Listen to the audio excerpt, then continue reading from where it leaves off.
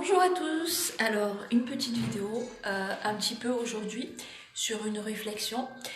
J'ai beaucoup de personnes durant mes consultations, mes guidances par téléphone, comme vous le savez je ne peux plus recevoir, hein, moi aussi j'applique le règlement, ou des prédictions qui sont un petit peu alarmistes de Nostradamus et qui inquiètent la population. Alors il faut savoir que Nostradamus, qui a annoncé des choses pertinentes, quand on lit ces quatrains, il y a toujours une forme d'espoir caché et il y a une sorte d'astuce à donner justement pour éviter. Parce que la grande erreur de l'homme, c'est de trouver un vaccin une fois qu'il y a une épidémie.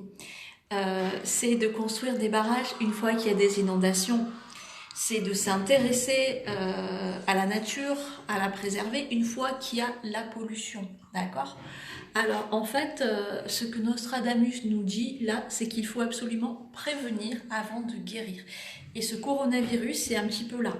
Dans ce côté pandémie, dans ce côté alarmiste économiquement, et je partage bien sûr la détresse des personnes qui, à cause du confinement, perdent leur chiffre d'affaires, il y a du positif. Pourquoi ? En restant chez soi, déjà, on évite les dangers.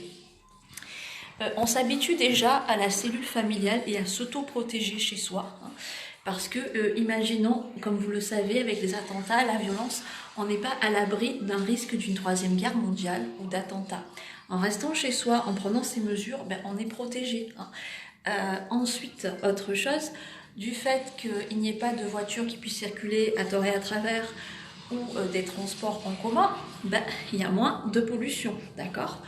Et si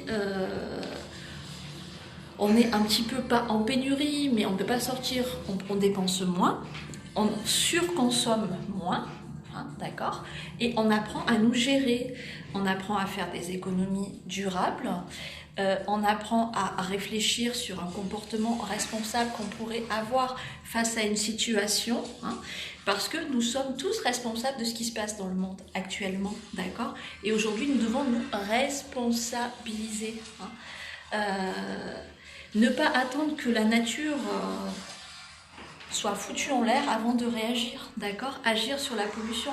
S'il y a moins de consommation, moins de production, forcément, on va plus faire attention à notre sol fertile pour pouvoir produire des produits de bonne qualité.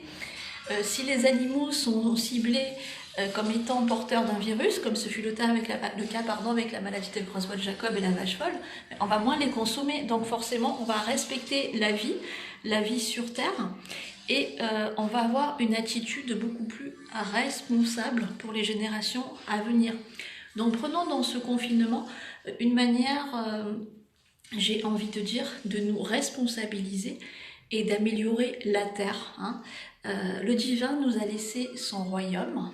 Aujourd'hui, nous devons entretenir, comme on entretient chez nous une tapisserie, une peinture, nous devons entretenir le monde où nous vivons, c'est-à-dire la terre. Et le fait symboliquement de rester confiné, ça nous prend conscience de notre intérieur, de l'environnement dans lequel on vit. Et c'est pareil pour la terre. Hein. Le coronavirus va passer, bien sûr. Et j'envoie toutes mes ondes positives de guérison aux personnes qui souffrent. Bon, déjà, on a vu qu'il y a une personne de 86 ans, un certain Georges, dans l'Oise, qui s'est sorti indemne du virus. Donc ça, c'est déjà très encourageant.